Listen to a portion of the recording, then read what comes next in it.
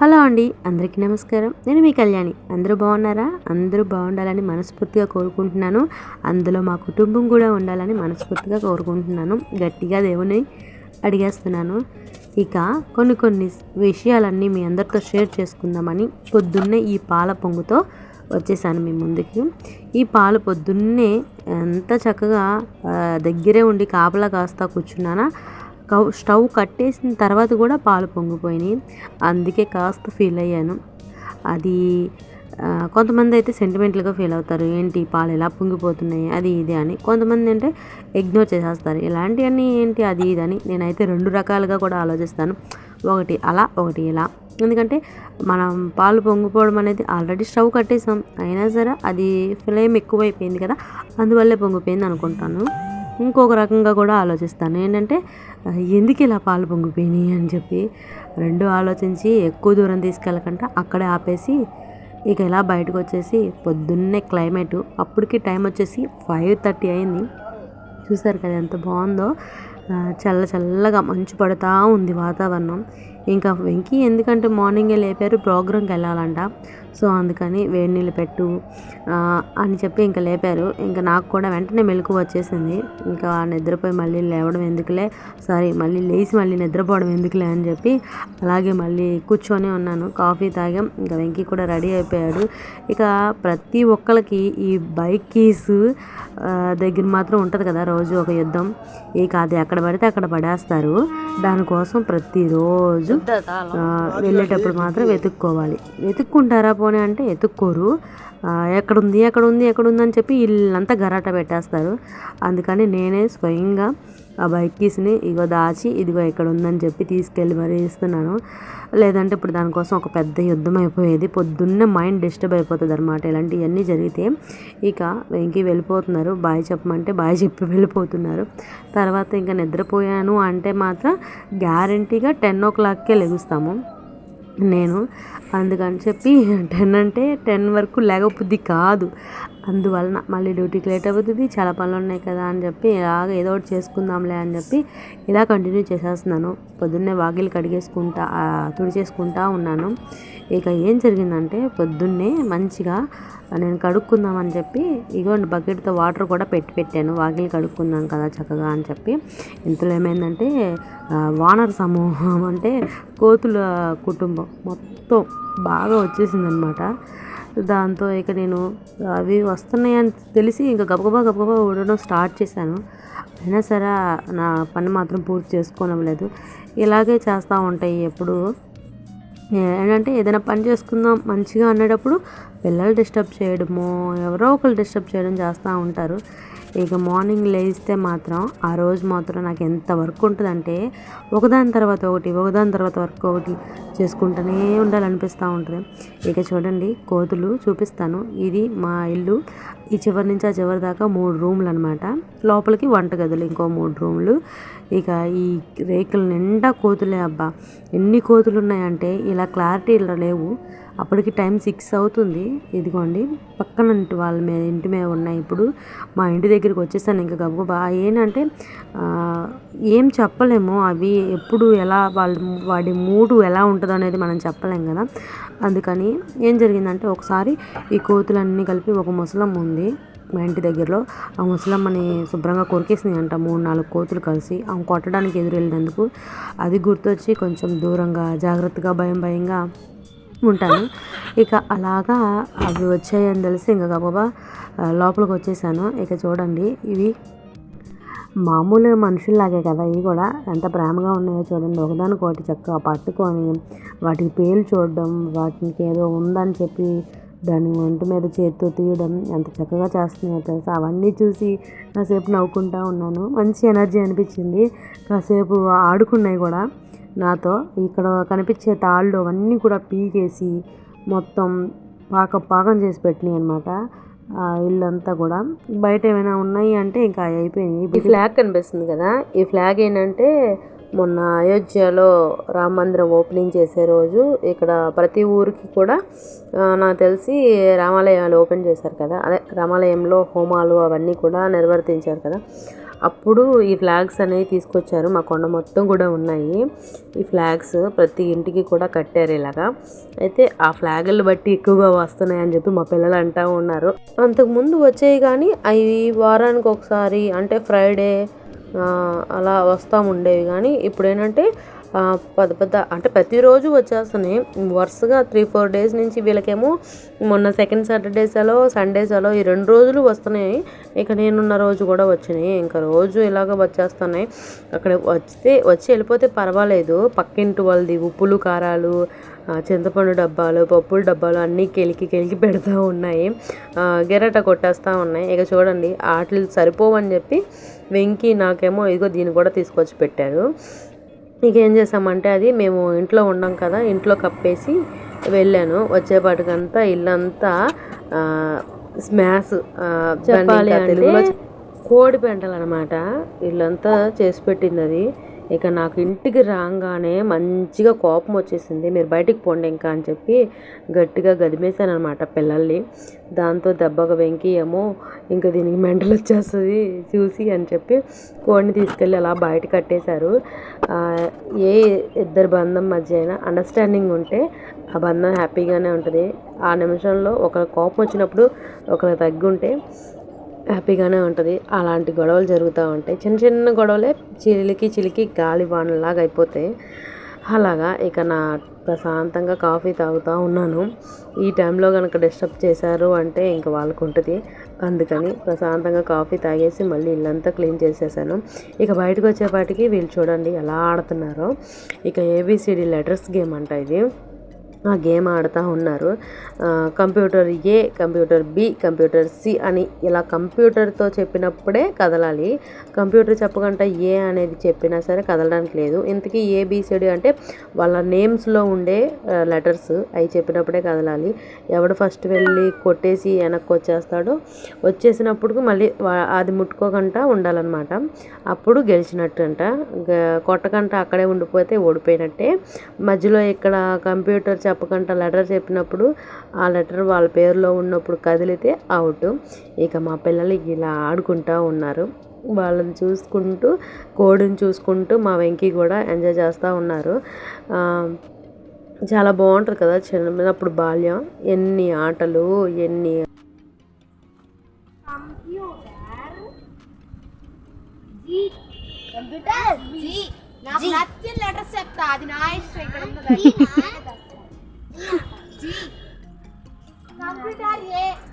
మీ బాబాయ్ని కూడా పెట్టుకోపోయి వాటిలో పిలిచా కానీ రాలేదు. కంప్యూటర్ ఇలా ఆడుకుంటా ఉన్నారు. కాసేపు వచ్చి నా వీడియో షూట్ చేసుకుంటాను అని చెప్పి వచ్చాను. కొండ వాతావరణం కదా, పిల్లలు బయట ఆడుతున్నారే అని బాధ అనిపిస్తుంది. మళ్ళీ అనవసరంగా గసిరానా అని. కాకపోతే వాళ్ళు చేసే అల్లరి, వాళ్ళు చేసే రచ్చ ఇలా అలా ఉండదు. మనకు ఓపెన్ ప్లేస్ తక్కువ కాబట్టి శుభ్రం చేసుకొని అక్కడే ఆడుకోవాలి కదరా అని చెప్పి మళ్ళీ గసురుతూ ఉంటాను. అదనమాట విషయం. ఇంకా వెంకీ ఏంటంటే ఆ నిమిషాన ఇంకా నన్ను ఏమి అనకంట చక్కగా బయటికి తీసుకొచ్చేసి వాళ్ళని ఇలా ఆడుకుంటున్నారు. ఇక వీళ్ళు కూడా నా మైండ్ సెట్కి తగ్గట్టుగానే ఆడుతున్నారు. ఇక ఈ గేమ్ని సెట్ చేసుకొని ఇలా ఆడుకుంటున్నారు. లోపలంతా కూడా ఆ మంకీస్ వచ్చినాయి కదా, అవన్నీ శుభ్రంగా పీకి అన్నీ రేకుల మీద.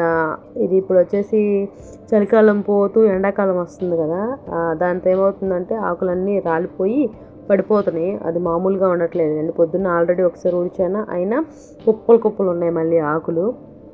ఇక మళ్ళీ చూడండి వీళ్ళ గోల మొదలు. ఇప్పుడు నువ్వు దొంగ కోడిని చూస్తుండ మీరు. ఎప్పుడు ఇదే గోల వచ్చానప్పుడు నాకు నచ్చింది గీత. నేను ఎందుకంటే ఆ పెట్టొచ్చా కాబట్టి ఇక్కడ నుండి కదా అప్పుడు వెళ్ళిపోతున్నారండి. రండి ఆగా ఆగు. ఇప్పుడు చెప్పు.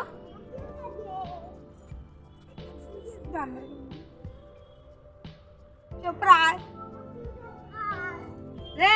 చెప్పు నార్మల్ కూడా చెప్పు, అప్పుడే బాగుంటుంది ఆట మజాగా. అయ్యి పక్క పోయి ఇంక లేదు. అవుతాడు.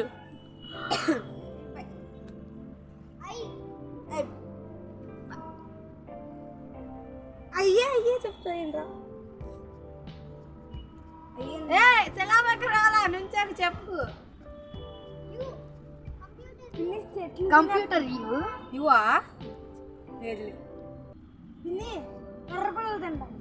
నిన్నే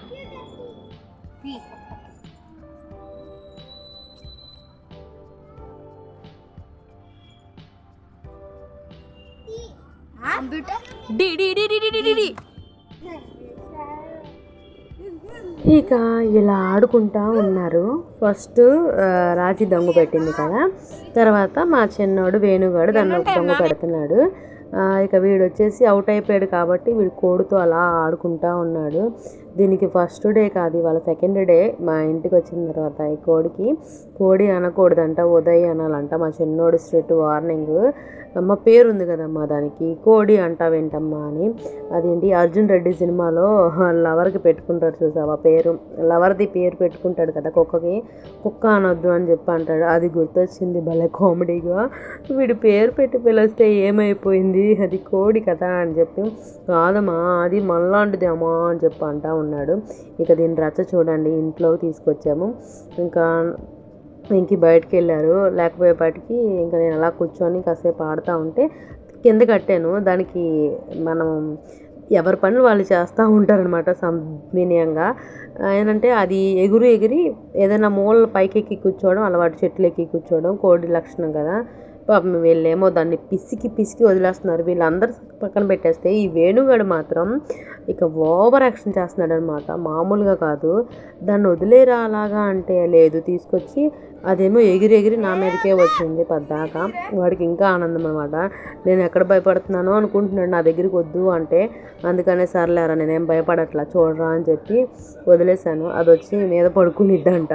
ఎన్నిసార్లు నెట్టేసినా మళ్ళీ మీదకే వస్తుంది. ఇక వీళ్ళ ఆటలు మామూలుగా లేదు. నేను డాడీ వచ్చా చెప్తాను అన్నంటారా మీరు పని అని చెప్పి వాళ్ళకి అలా వదిలేశాను. ఇక చూడండి ఎలా ఆడుతూ ఉన్నారు. మామూలు ఆటలు కాదు. అది చూసారా ఆ కూలర్ ఎక్కిపోవడానికి దాని తెప్పలు, దాంతో వీళ్ళు ఎంజాయ్ చేస్తున్నారు. కొత్తగా వచ్చింది కదా, 2 రోజులు దాని మరుపు అయిపోయేదాకా అలాగే చూస్తారు. తర్వాత మళ్ళీ మామూలే. అదనమాట సంగతి.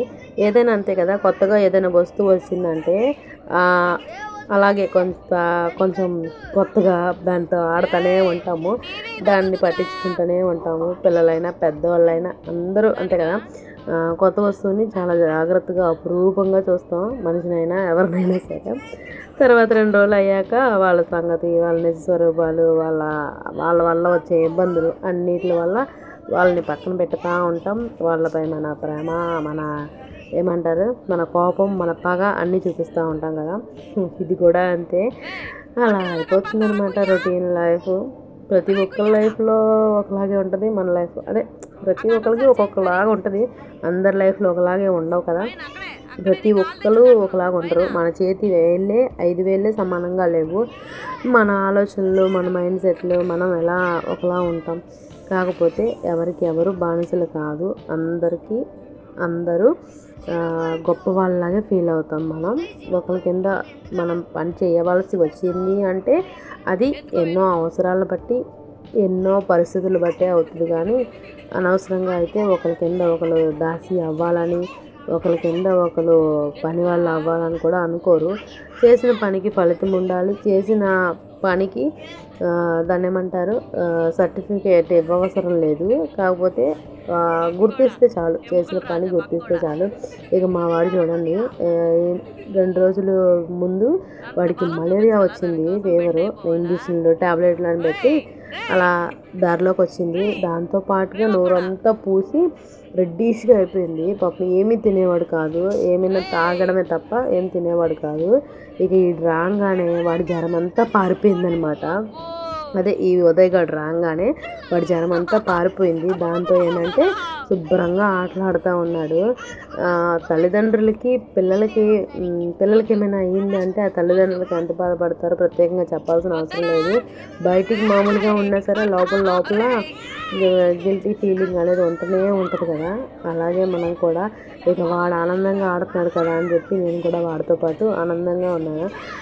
వీడికి వేసే ట్యాబ్లెట్ల వల్ల ఏమో పాపం ఇది అలా పడుకుంటూనే ఉండేవాడు.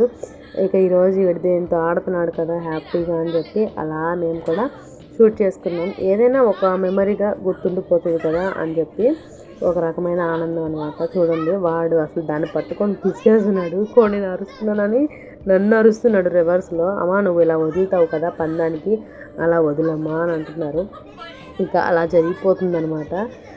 పిల్లల ఆనందమే కదా తల్లిదండ్రులకు కావాల్సింది. ఇంకా వాడు ఏం కోరితే నేను కూడా అది ఓకే అని చెప్పి సరేనా చేస్తానని చెప్పి చేశాను.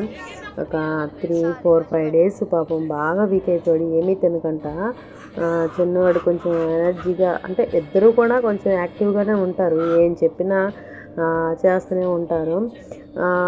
మన పెద్దవాళ్ళకి అంటే పెద్దవాళ్ళు అంటే 25 దాటింది అంటే పెద్దవాళ్ళ లెక్కే కదా. సో అప్పటి నుంచి మొదలవుతాయి అన్నమాట మనకి లైఫ్కి కష్టాలు బాధలు. అది కాక చిన్న వయసులో మ్యారేజ్ అయిన అలాంటి వాళ్ళకి తెలుసు నా బాధలు ఏంటో. ఇక అలాగ అది పక్కన పెడితే పొద్దున్నే ఇంకా పొద్దున్న కాదు ఈవినింగ్ అయిపోయింది. బాగా ఆడి అలసిపోయారు నలుగురు. దాంతో ఏంటంటే ఇంకా దోశలు వేసి పెట్టాను. లాస్ట్లో నేను మా బాబాయ్కి వేస్తాను అని చెప్పి గోల్ చేస్తుంది. ఇంకా అన్ని దోశలు అయిపోయిన తర్వాత ఒక 2-3 ఉన్నాయి, నువ్వు వేయి తల్లి అని చెప్పి వాళ్ళ కప్పు చెప్పేసి నేను బయటకు వచ్చేసాను.